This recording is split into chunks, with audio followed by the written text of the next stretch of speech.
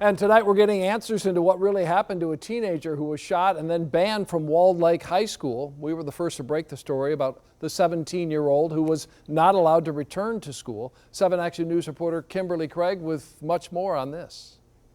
I talked to Michael today, and he says it's not that he does not want to cooperate with investigators here in Detroit. He claims he just doesn't know who shot him, but that's not exactly what Novi police say he told them. I don't know who shot him. 17-year-old Michael didn't want us to show his face, but he's the student at Walled Lake Western High who was upset that school officials told him he could not come back to school after being shot in Detroit.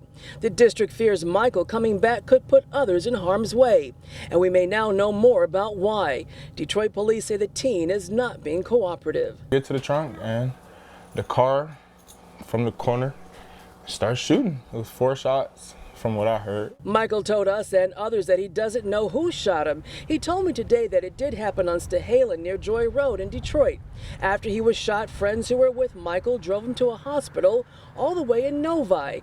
And on Novi's police report, it states that Michael told them he was shot at the intersection of Archdale and Fitzpatrick, about a mile away from Stahalin and Joy.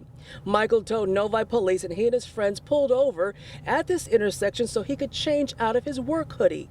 He reportedly said that he got out to grab some clothes from the trunk when a gray Malibu approached him and a passenger with dreadlocks began shooting at him. Novi police say Michael told them that he believed he may know the suspect and even identified him via his name on Instagram.